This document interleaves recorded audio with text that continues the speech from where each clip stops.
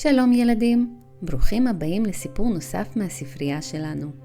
היום אמי לוקחת אותנו לתוך החלום שלה, שבו היא מגלה שעיר שלמה מסתתרת בעננים.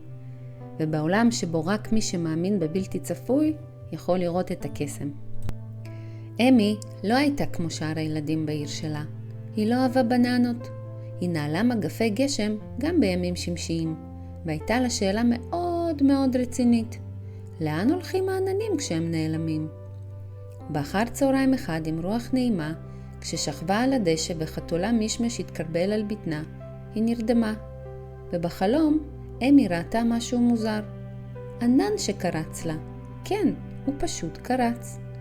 ואז הוא ירד נמוך יותר ויותר ויותר, עד שסולם כסף רך נפרס ממנו ונחת בעדינות לידה. אמי מצמצה, מישמש הילל, אז כמובן שהיא טיפסה על הסולם. היא עלתה גבוה יותר ויותר, דרך רוחות ולחישות וסחרורים ריקים של עננים. בקצה הסולם היא הציצה מעל שפת הענן והתפלאה. הייתה שם עיר שלמה בתוך העננים.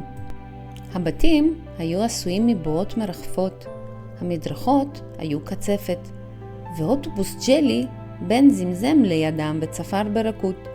טו טו טו טו טו טו טו. יצור קטנטן זינק מולה. הוא היה עגול ורוד ולבש מגבעת. ברוכה הבאה, הוא אמר בסיבוב. אני מר פלאף. הגעת בדיוק בזמן למצעד הצחוקים הגדול השנתי. אמי חייכה. מותר לבני אדם להיות פה? היא שאלה. מר פלאף בחן אותה מלמעלה למטה. ובכן, את נועלת מגפי גשם. זה אומר שאת מאמינה בדברים מפתיעים. בואי איתי! התחנה הראשונה הייתה מפלי הגלידה ההפוכה. שם שוקולד נוזלי זרם כלפי מעלה ולא כלפי מטה. תרצי כדור סחרור כבידה? שאלה אבזת גלידה מאחורי הדוכן. כן, בבקשה. ענתה אמי וליקקה את הגלידה שרחפה מולה. אחר כך הם ביקרו בספריית הרעיונות הרועשים. ספרים עפו באוויר ולחשו עובדות מצחיקות. כמו ידעת שעננים מדגדגים זה את זה כשאף אחד לא מסתכל? היא צחקה. אף פעם לא היה לה כל כך כיף, אפילו לא כשגרמה לעצי ספגטי לרדת מהשמיים. פתאום חצוצרות עשויות מכוסות תה ניגנו מנגינה תוססת. מצעד הצחוקים התחיל!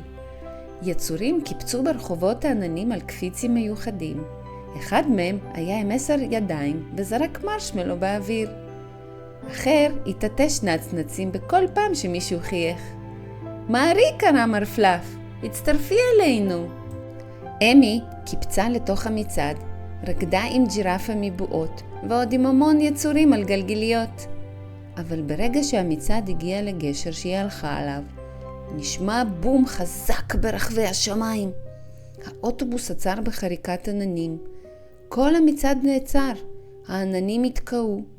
או לא, לחש מר פלאף, זה הגרמפל.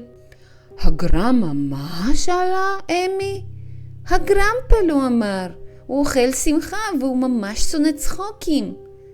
מאחורי ענן שערה הופיע גוש אפור וזעפן עם עיניים קטנות ופרצוף חמוץ. הוא שאב את כל הצבע מהשמיים כשהתקרב. לא לצחוק, הוא שאג. לא מצעדים, רק עצבים. הכל קפה. הבתים מבועות רעדו. אמי צעדה קדימה. אני לא פוחדת ממך, אדון גרמפל. את צריכה לפחד, הוא נעם. לא, היא אמרה. רוצה לדעת למה? ואז היא שלפה מכיסה נוצה קטנטנה אחת. היא הייתה מזנבו של מישמיש. היא דגדגה את אפו של גרמפל. הוא קצת התעוות. היא דגדגה שוב. ופתאום הגרמפל התעטש כל כך חזק שהוא עף אחורה ונחת בתוך גוש ענני סוכר צמר. ואז קרה משהו קסום. הוא גיחך. רק טיפה. ואז שוב קצת. ואז הוא התגלגל על הרצפה וצחק כמו בלון מטופש. העננים שוב הפכו להיות בהירים. השמיים נצנצו. מר פלאף מחא כפיים. אמי, הפכת את הגרמפל לפף צחוק. המצעד המשיך, גדול מאי פעם. האוטובוס עשה סלטות, עצי העננים זמזמו מנגינות שמחות. כשהשמש החלה לשקוע, אמי ירדה חזרה במורד הסולם הכסוף, ומגפי הגשם שלה חורקות ברכות. היא נחתה בעדינות ליד משמש שליקק את כפתו כאילו כלום לא קרה, ואז היא התעוררה. היא ביטה בשמיים, הענן קרץ שוב, ואז היא לחשה לעצמה, אני מאמינה בבלתי צפוי.